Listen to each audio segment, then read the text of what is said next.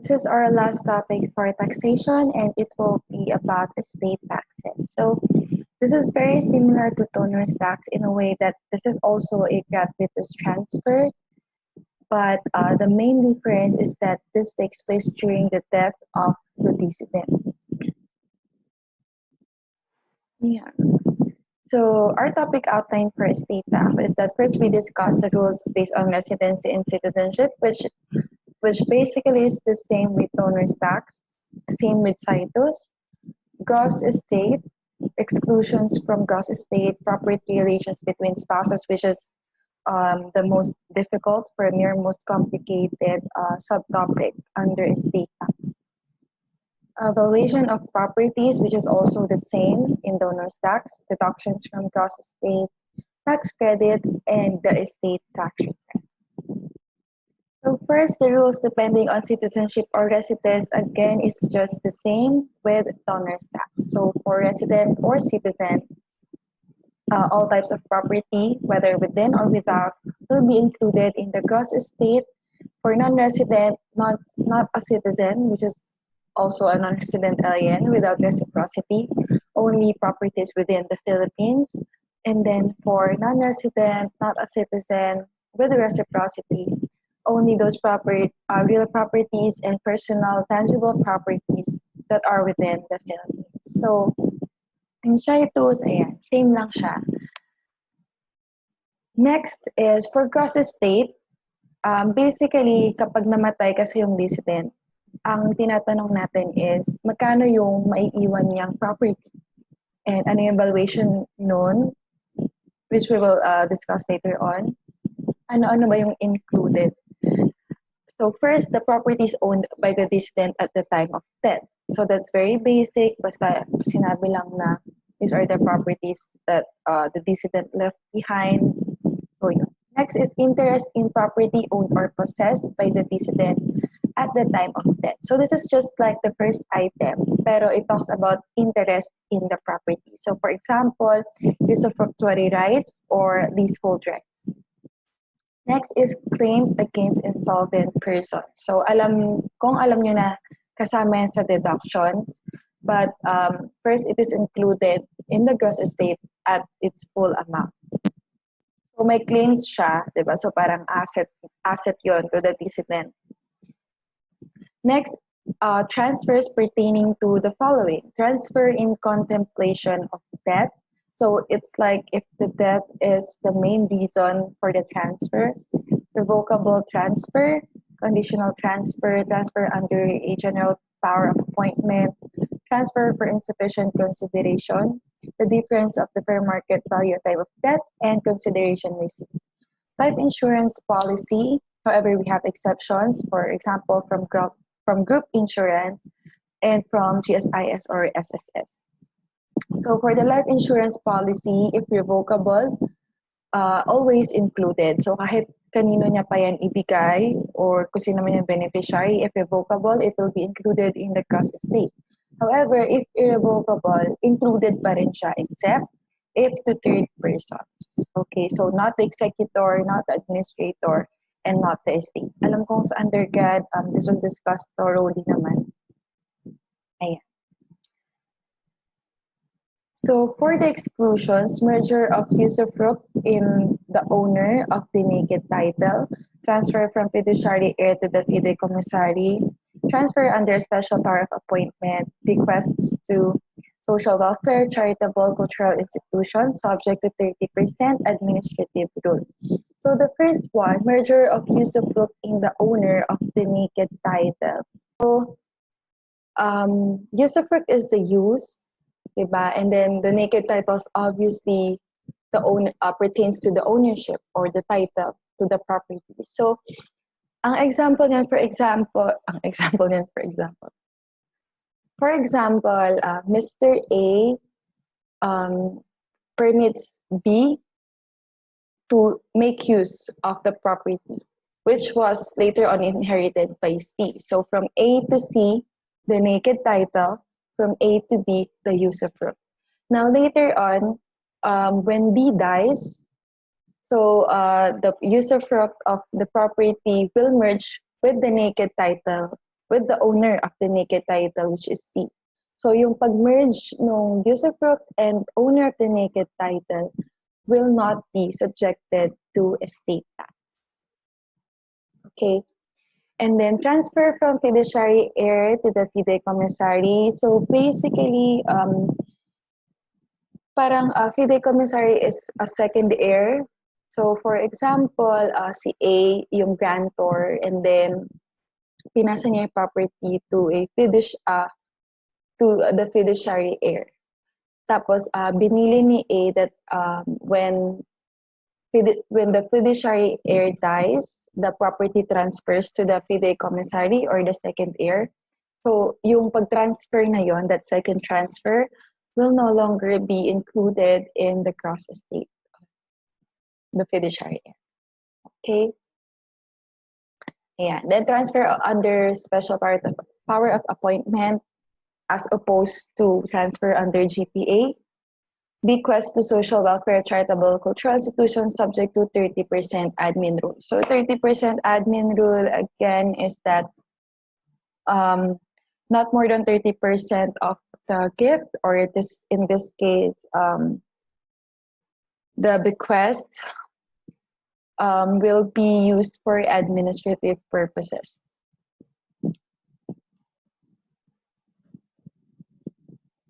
Property relationship between spouses. So first, we have absolute community of property, or ACP or ACOP.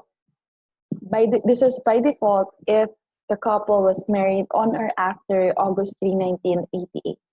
Conjugal partnership of gains, or CPG, by default if married before August 3, 1988. So basically, kapag sinabi yung marriage date, you have to consider this as well. So if before August 3, then you will assume CPG. But after, ACP na. And then complete separation of property. This is through prenuptial agreement, judicial declaration, or legal separation. So yan, unahin natin yung conjugal partnership of gains. By the term itself, partnership of gains, diba? So basically dun sa gains or sa fruits of their properties will be conjugal property. So to be more specific, let's run through what is considered as exclusive property and conjugal property. So sa exclusive, property owned before marriage, property acquired during marriage by gratuitous title, property acquired with exclusive money or property, and property designated as exclusive in a marriage settlement. So ayun nga, yung property owned before marriage, that is not a gain per se. So tandaan nyo na lang na yun, partnership of gains. We're talking about partnership of gains. So for conjugal, property acquired by owner's title using common funds, property acquired from labor or work of the spouse, property acquired by chance, such as winnings, but the losses shall be borne exclusively by the loser's spouse. Fruits and income of conjugal properties, and fruits and income of exclusive properties. For absolute community of property, yun yung absolute community. So parang mas marami talagang communal property than exclusive. I mean, that's how I look at it, or that's how I remember it. So for exclusive, property acquired during marriage by gratuitous title. So parang katulad lang nung CPG. So this means that during the marriage, one of the spouses receives, for example, a donation or an inheritance, then it will be considered as exclusive property, except if the donor or the decedent expressly provides that the property shall be common. Fruits and income of exclusive property. So note lang rin dito sa absolute community of property, the fruit follows the source. So if the property is exclusive, its fruits will also be considered exclusive. For communal properties, their fruits will be considered communal property. Next is property for personal or exclusive use of spouse. Exception is jewelry. So jewelry will be considered communal. Property acquired before marriage if the spouse has legitimate descendants from a previous marriage. So I don't know if this was introduced to you during undergrad, but ito nalaman ko lang sa RIT that kasi 'di ba ang notion natin is that if from a previous marriage, I mean if the property was owned before marriage, under ACP it will still be considered as communal. So exception pala to, wherein if the spouse was married before and yung property acquired niya was if the property acquired was before marriage and the spouse has legitimate descendants from the previous marriage, then it will be considered exclusive. Okay? So next is property designated as exclusive in a marriage settlement. So katulad lang ng sa CPG. Next is communal, where all property owned by both spouses before the marriage. So exception nga dito yung if the spouse has legitimate descendants from a previous marriage. I think this is to protect the legitime of the descendant. Next is all property acquired after marriage, fruits and income of communal property or community property. Yeah. So for valuation of properties, kung sa donor's tax is at the time of donation, of course, estate tax is at the time of death. So basically, same lang din sila. This is the overview for deductions from gross estate. CLOT stands for claims, losses, unpaid mortgages, and taxes. So, ayan, ito yung mga available for residents or citizens and non-resident aliens. So, for CLOT, it will be prorated sa case ng non-resident aliens. It will be prorated using Philippine gross estate over world gross estate times the deduction. So, example niyan is for may given na Philippine gross estate and then foreign gross estate, we get the ratio. And then, yung portion, parang attributable to the Philippines or within the Philippines, yun lang po yung deductible as CLOT. For TPP, hindi na kailangan i-prorate. And note pala sa TPP, dapat kasama siya sa will ng dissident. And then, vanishing deductions, hindi rin yan, no need i-prorate din. Meron lang tayo certain formula or steps na susundin para makuha yung vanishing deductions. Family home, this is not allowed for non-resident aliens. And the limit for resident or citizens is 10 million pesos. For standard deduction, 5 million for residents or citizens, and then 500,000 for non-resident aliens. Amounts received by heirs under RA 4917. And then, yung sa baba naman, this is the pro forma computation for married dissidents. Okay, so this is important. Kailangan nyo siyang tandaan kasi I think this is the easiest way to organize everything, especially sa pag-compute ng DD, for example, and then the SSS as well, the share of surviving spouse. So para i-divide mo na lang by 2 yung net estate before special deduction divided by 2. Ayan.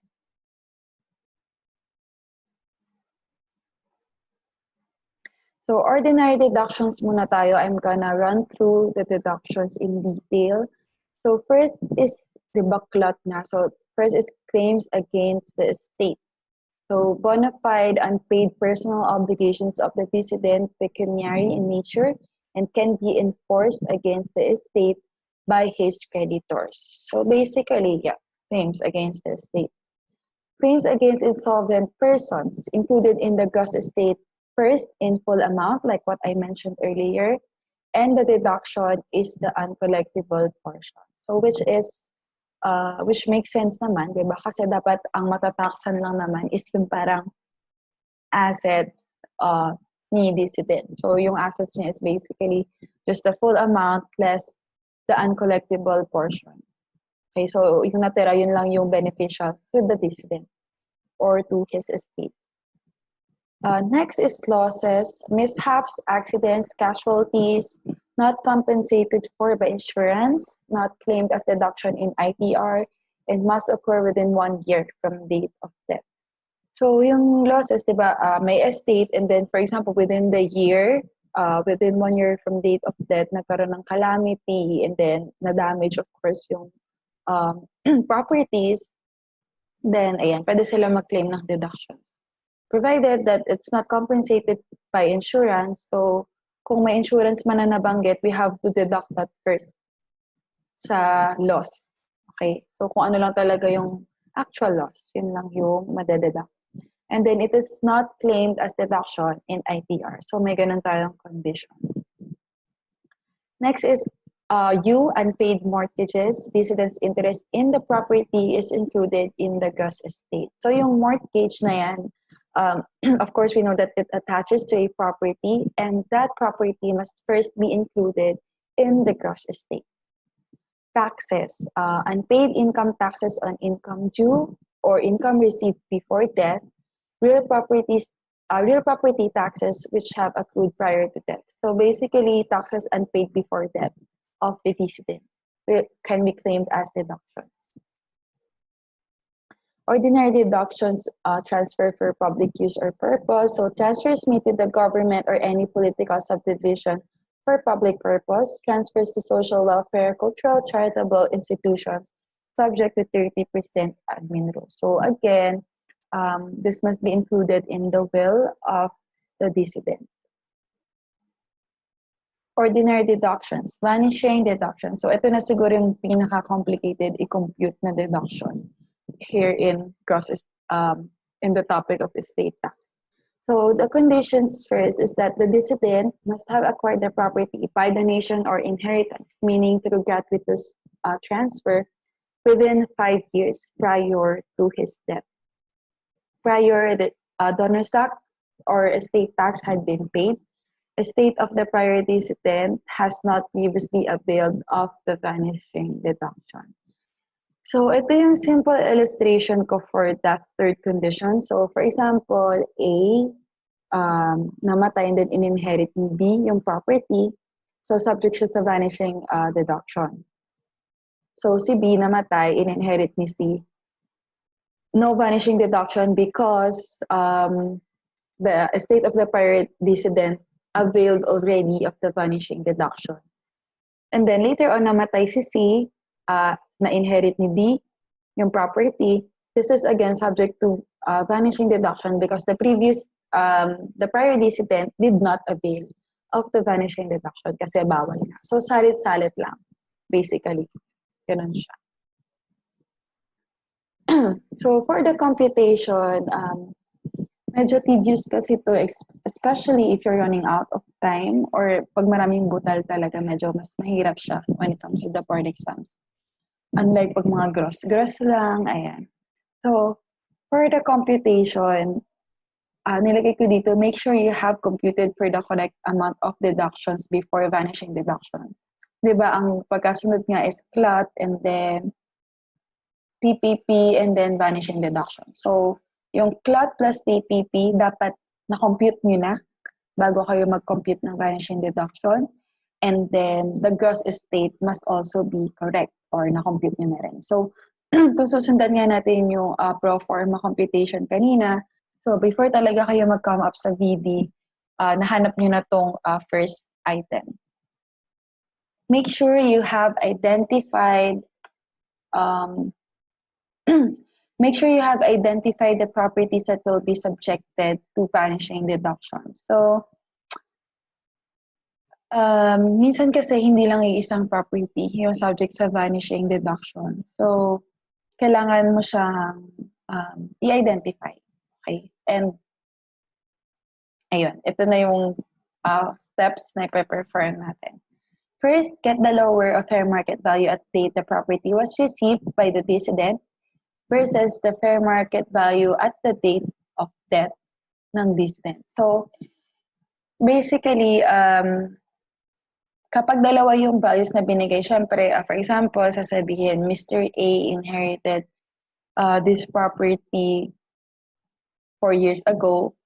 Tapos, yung value niya at that 4 years ago was 2 million and then the fair market value of the property now is 1 million. So, you choose whichever is lower.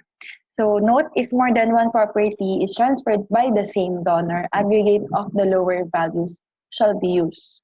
And then if more than one property in question, separate computation. So kapag, ito nga yung sinasabi ko na kapag maraming property subject to vanishing deductions, the best way to do it, especially if iba-iba yung um, year nila kung kailan sila natanggap. Kasi 'di ba meron tayong percentage na i-apply. So we have to compute it separately. Okay. Step 2 is to deduct mortgage paid by the decedent to arrive at initial basis.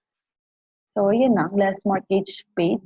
Step 3 is compute for proportionate deduction by multiplying the initial basis to ordinary deductions over gross estate. So the ordinary deduction, of course, is the CLOT plus TPP. So before pa ng vanishing deductions over the gross estate. So note ko lang dito, if we're talking about a married decedent, yung yung deductions, ordinary deductions over gross estate will be the total. Okay, hindi lang siya sa exclusive, hindi lang siya sa conjugal or communal. So yung total, yung gagamitin natin to come up with this ratio. Okay. So later naman meron akong example. Step 4, initial basis less proportionate deduction equals final basis. And step 5, we multiply the final basis by the appropriate rate to arrive at the vanishing deduction. So, ito yung appropriate percentages. So, if not more than 1 year before the death, then the 100% times 100% yung final basis. More than 1 year but less than 2 years, 80%. More than 2 years but not more than 3 years, 60%, 3 to 4 years, 40%, 4 to 5 years, 20%. Ayan. So, ito yung pro forma computation ng vanishing deduction. So, ito lang yung summarized steps in the previous slide. So, the lower of fair market value at the time of transfer and fair market value at the time of death, less mortgage paid, we arrive at the initial basis. And then the proportionate deduction, which is the ordinary deductions before vanishing deductions times the initial basis. We deduct this proportionate deduction from the initial basis to arrive at the final basis. And then we multiply the appropriate rate dito sa table na to, and then we arrive at the vanishing deduction. Palatandaan ko lang dito sa percentage is kapag mas malapit siya sa date of death, mas malaki yung percentage. Ayun. Tapos, syempre, minus 20% lang naman siya. Ayun. So let's move on to special deductions. First is family home. It must first be included in the gross estate. Family home must be the actual residential home as certified by the barangay captain. Deduction will be the lower of the fair market value of the family home versus 10 million. So like what I said, meron lang tayong limit na 10 million. Notes in computation of fair market value, basically, ang point ko lang dito is that if the family home is exclusive, syempre, buo mo siyang makiklaim. But if it's a conjugal property, then yung interest lang ng decedent yung deductible. Then, pwede rin siyang mapaghiwalay. I don't know if you've encountered this with Dr. Onda. I remember that I did encounter this during one of the quizzes. So, iba yung family land pa sa family house. So, kung ano yung exclusive doon, edi entirely deductible, and then kung ano yung conjugal or communal, we get only the interest of the decedent. Okay? And then yung total nun, yun yung isa subject natin sa limit natin ngayon. Special deductions, yung standard deduction naman, 5 million again for residents or citizens, 500,000 lang for not a resident, not a citizen, and no substantiation required. Next is amounts received under RA 4917, and the only note here is that it must be included in the gross estate first. Share of surviving spouse. So, yun nga, kung sinundan nyo lang yung formula or pro forma computation, ayan, divide nyo lang by 2 yung net estate before special deductions, divided by 2. Tax credit for estate taxes paid is again basically the same, katulad ng sa income tax, owner's tax. But what you will use is the net gift pa nakalagay. So it's actually net estate, obviously. Net estate per foreign country over total net estate times the Philippine estate tax versus actual income. Ayan, income tax pa. So, basta, point dito is that the ratio must be net estate yung gagamitin. So, diba sa donors, net gift naman. Estate tax return. Who files? The executor, administrator, or any of the legal heirs. Time of filing is within 1 year from date of decedent, but it can be extended for another 30 days maximum in meritorious cases. So wala naman akong na-encounter na in-enumerate yung meritorious cases. I think it's a case-to-case basis. And then, the time of payment is also upon filing, like donors tax. But ang special rule dito is that it may be extended. So 2 cases. First is when the commissioner finds that it would impose undue hardship upon the estate or any of the heirs to pay the full amount of estate tax. So kapag ganito yung case, it is subject to interest but not to surcharge. So 2 years, hanggang 2 years pwede magbayad if estate is settled extrajudicially, but 5 years if estate is settled through the courts. Next is pwede rin ma-extend yung time of payment kapag insufficiency of cash for immediate payment yung reason ng magbabayad ng tax. So, it may be made in installment within 2 years from filing. Without interest yun, yung 2 years na yun. But if not paid within 2 years, the whole amount shall be due and demandable with corresponding interest from the deadline. Okay, so kahit in-extend, but after, within 2 years, hindi mo na kompleto yung bayad mo or hindi ka nakapagbayad, then the whole amount will be subjected to interest from the date of deadline of filing. And then, next is partial disposition of estate. So, ang meaning lang naman nito, kasi usually, hindi talaga pwedeng i-distribute ang estate unless the tax is paid. So, the partial disposition is, alam ko may process na sinusunod yan. And then, basically, the idea is, pag nabenta yung property, the proceeds will be applied to the tax. Where to file? Again, authorized agent, banks, RTO, collection officer, duly authorized treasurer of city, municipality where the decedent is domiciled.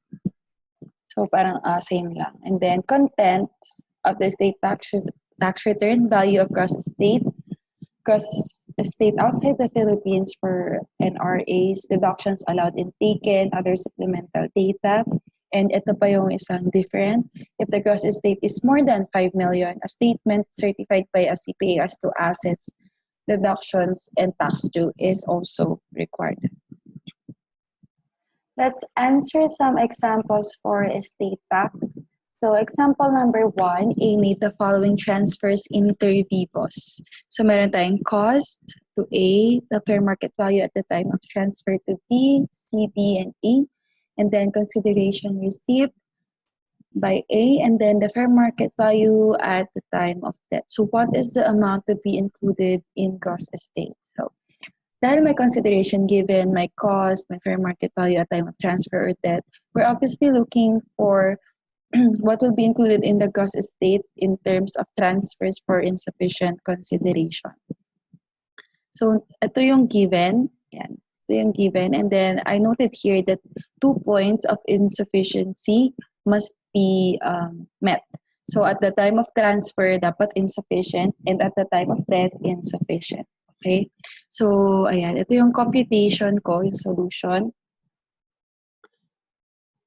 So at the time of transfer, basically we just,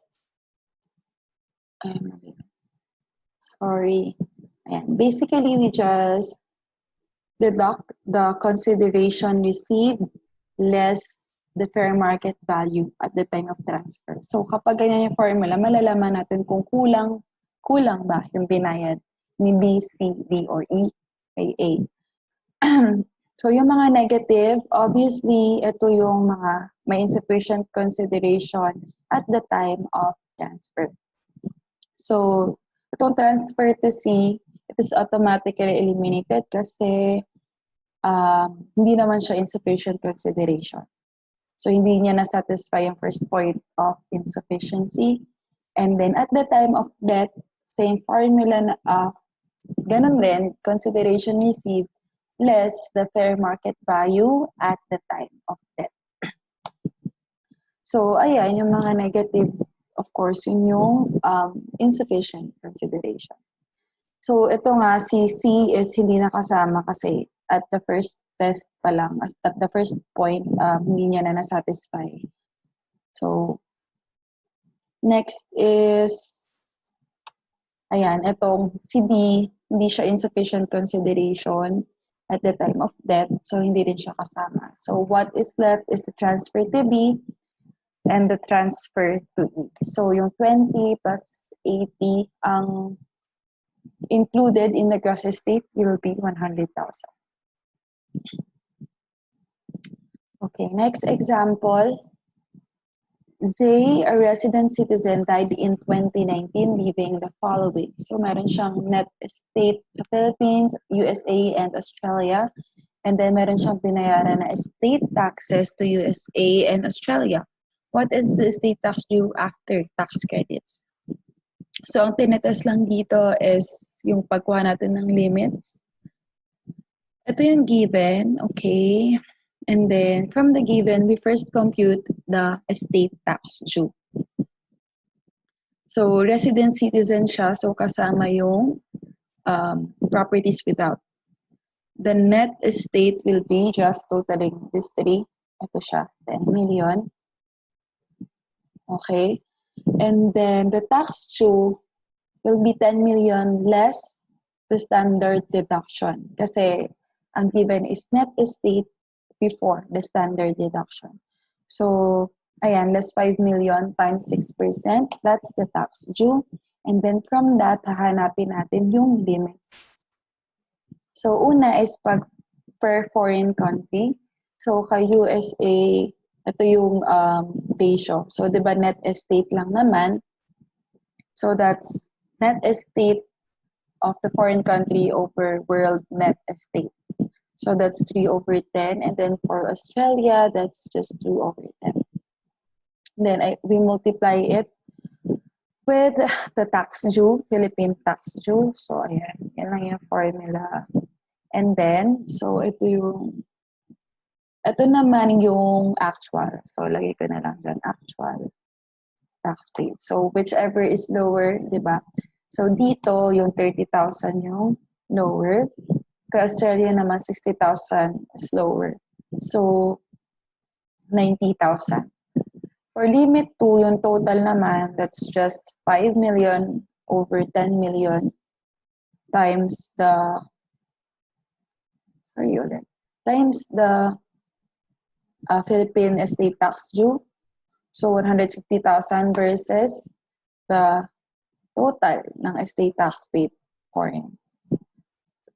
Ang mas mababa is 150, but 90,000 versus 150, the tax credit is 90,000. So the tax payable after tax credit is 210,000. Okay. Next example, Mr. O, Filipino, married, died on August 1, 2018, 3 years after his marriage to Mrs. O. He left the following. So, ito yung mga properties. Property inherited by Mr. O from his father who died February 14, 2013, 3 million. Property inherited by Mrs. O from his father, from her father who died February 14, 2014, 1.2 million. Property inherited by Mr. O from his father who died February 14, 2015, property inherited by Mrs. O from her mother who died February 14, 2016, 1.4 million. Property acquired through the labor of Mr. O, Mrs. O, and both, and then other personal property. So ito naman yung deductions claimed by the estate, funeral expense, unpaid mortgages on the properties listed from A to D, claims against the estate, and accrued taxes before death. So the first thing to do is obviously you're being tested for two things. First is, ayan, property inherited by one of the spouses. So what's being tested is your knowledge on determining if it's exclusive property or communal property, since this is ACP or absolute community of property. Ayun ba yung tanong? Hindi, both pala. So, under CPG and AC and ACO. So, ayan. The first thing to do is, kailangan yung maklasify yung each property if under CPG or under ng ACO. Okay, so ito siya. Ito yung given, ito yung properties natin. And then, under CPG, ano siya? Under ACP, ano siya? So, tandaan that the marriage is August 1, 2015 kasi daw, sabi sa problem, married, August 1, 2018 siya namatay, which is 3 years after his marriage. Okay, so August 1, 2015 siya namatay. So, kinasal. So, this is important kasi meron nga tayong properties inherited or received gratuitously during the marriage. Okay? So the first one, property inherited by Mr. O from his father who died February 14, 2013. So under CPG, that's before the marriage and exclusive property siya.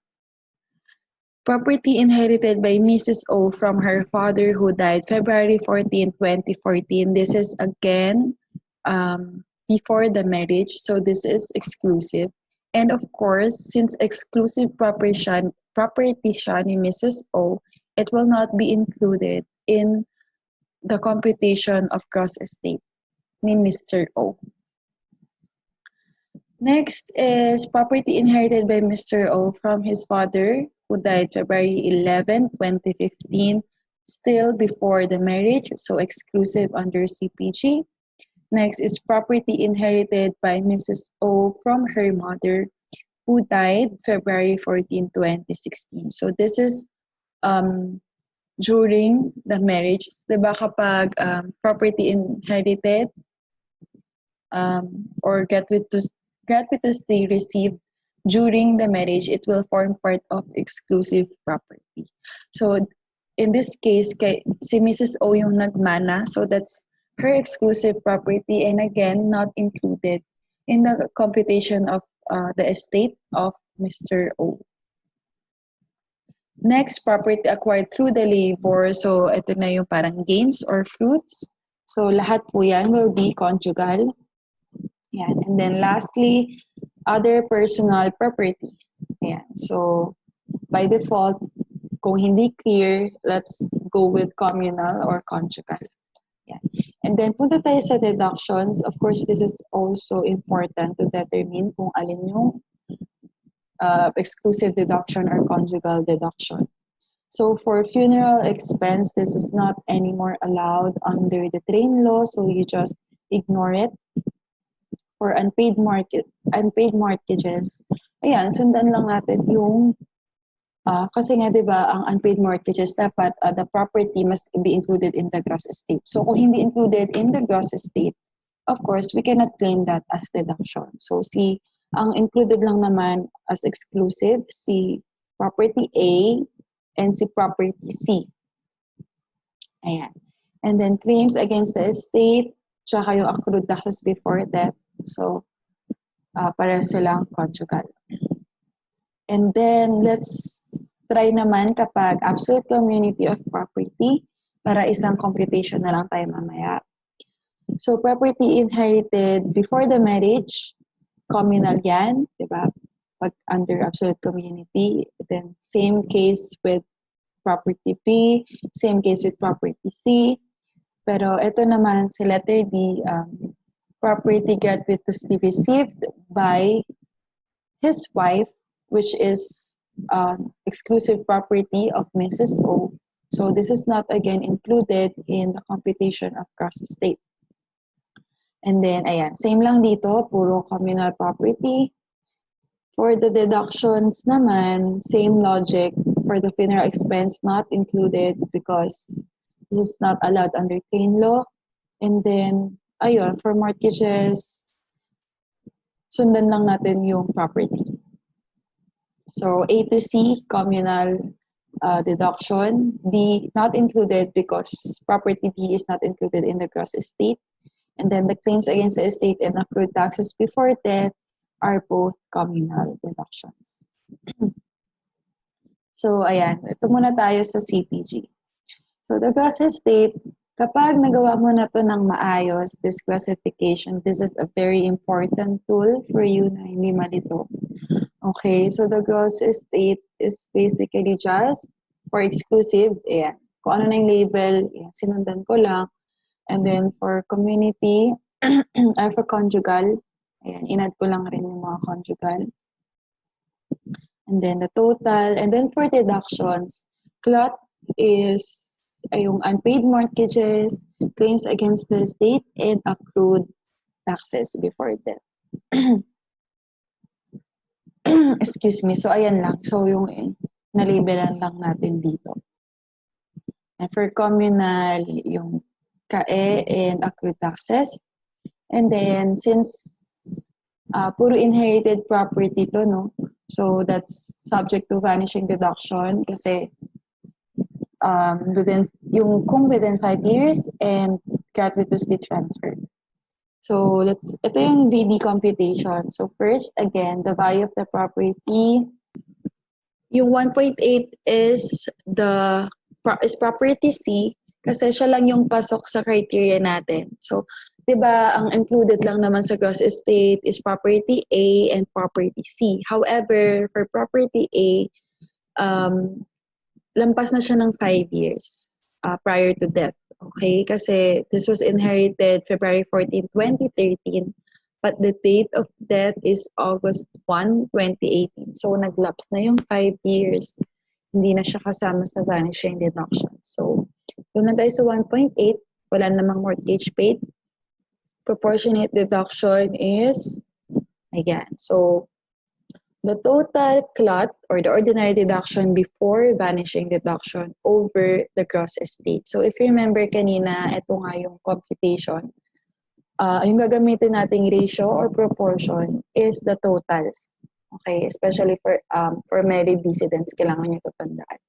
So we're not using this.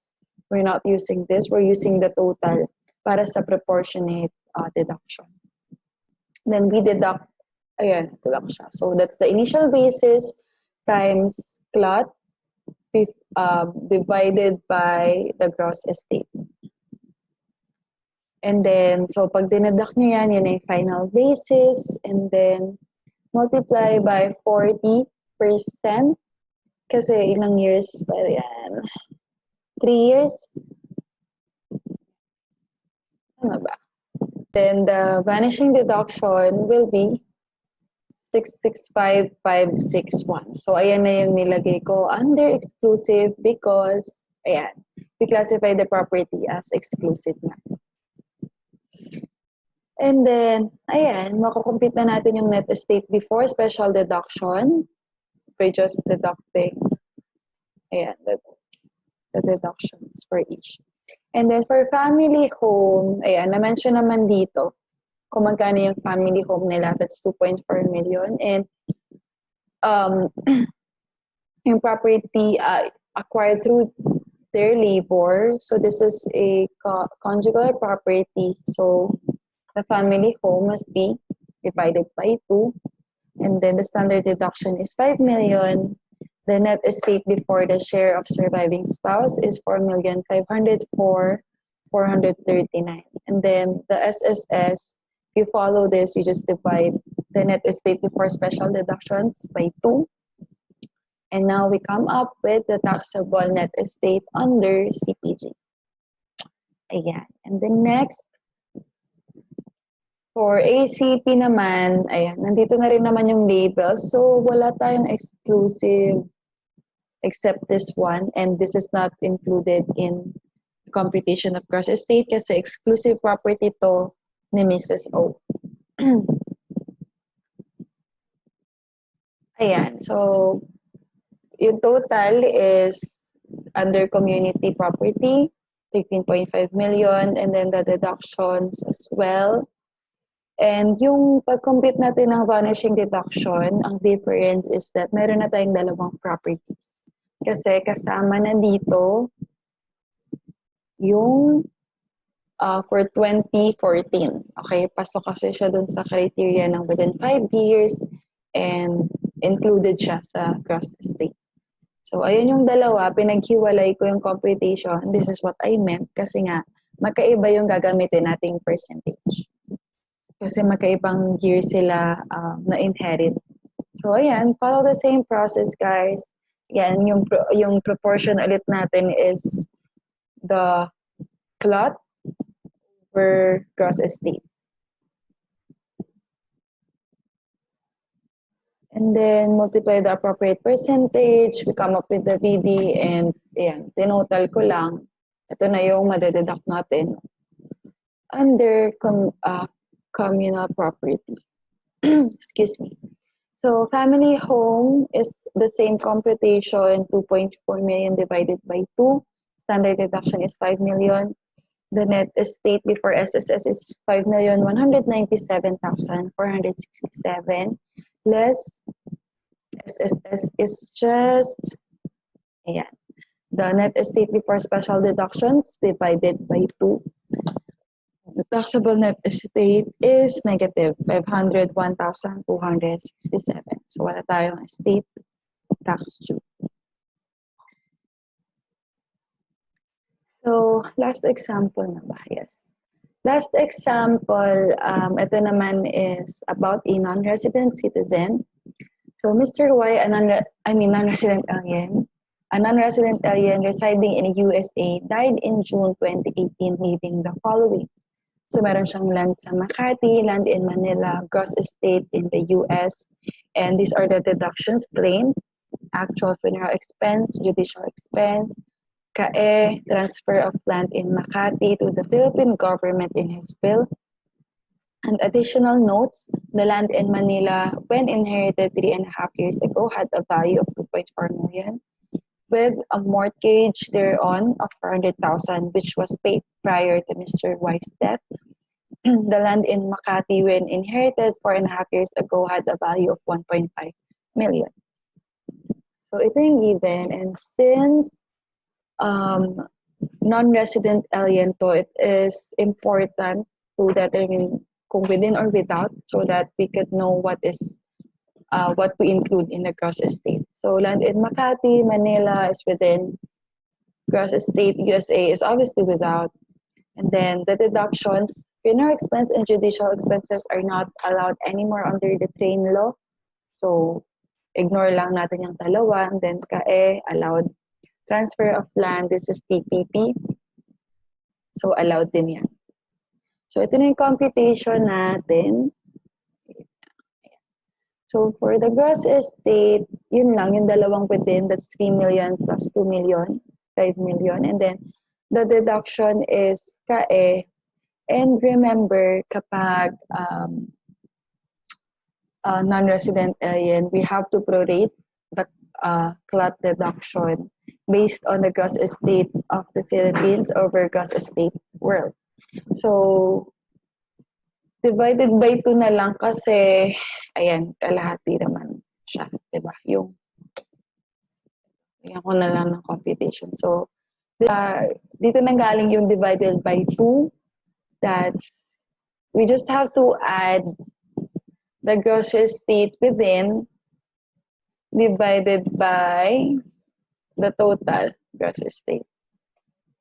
So yeah, 50%. Kaya divided by 2 lang tong kae natin. So that's 120 times 50%. And then PPP is buo. So this is our deduction before vanishing deduction. And then this is the computation for vanishing deduction. So pinaghiwalay ko again yung property which are both inherited and pasok siya sa 5 years. So, ayan, allowed yung vanishing deduction. So, dito, binigyan tayo ng values to compare. So, yung land in Manila, this is at the date of death. Land in Makati, the date of death, 2 million. Pero, no in-inherit is 1.5 million. So, lower is 1.5 million. Yun yung gagamitin natin. And then, for Manila, 3 million siya, date of death. But no in-inherit siya 3.5 years ago, 2.4 million. So, we're gonna use whichever is lower, that's 2.4 million. Mortgage paid, meron lang binigay na information sa land in Manila, which is 400,000 na binayaran. Then we deduct it. Initial basis is 2 million and 1.5 million. And then the proportionate deduction, again, is the ordinary deductions before vanishing. So, ayan, 2,060,000 over 5 million lang. Yan. So, yan siya. That's the initial basis times 2,060,000 over 5 million. And same lang yung gagamitin natin sa land in Makati. Then, deducting from the initial basis, we get the final basis. And then we multiply the appropriate percentage. One is based on 3.5 years ago, so that's 40%. 4.5 years ago, 20%. The vanishing deduction total is 6 per 6, 800. So, lagay lang natin siya dito sa computation. And then, don't forget the standard deduction for non-resident aliens, 500,000 lang, not 5 million pesos. So, the taxable net estate is 1,793,200 pesos. That's it, guys, for estate tax and donors tax. So, that concludes our online tax review. And first of all, I want to thank all of you kasi for staying with me, for tuning in despite the circumstances. So I don't really know each of your situation at home. So, I try to be as considerate as I can. And I hope that it works for you naman. And then, what else? So, important announcements lang. First, I want to apologize kasi hindi ko na mare-record yung exam natin for special taxes. Yung tinake natin before mag-lockdown, before mag-quarantine. Kasi nasa department sila. I was supposedly I was to get that back. Pero, yan, sobrang tagal na ng lockdown. And I don't know when I am able to come back to Dasma kasi I'm staying in Manila right now. So, ayun. And besides, meron kayong mga kaklase or kabatch na hindi pa nakapag-take ng exam. And marami nang nag-ask sa inyo ng copy ng exam. So, I just want to give it to you for your review. Ayun. So, sorry about that, guys. Importante naman natuto kayo. No? Ayan. And then, next, for your notebooks, just I don't know if taking a picture works. I'll come up with something muna siguro about that. But next announcement is, ayan, wala na pala tayong exercises for donors and estate tax. So, compre season na sa inyo. I know that. So, I hope naging enough naman yung examples natin for these 2 videos. Just try to answer them on your own as well. Next is, I am obliged to give you an exam.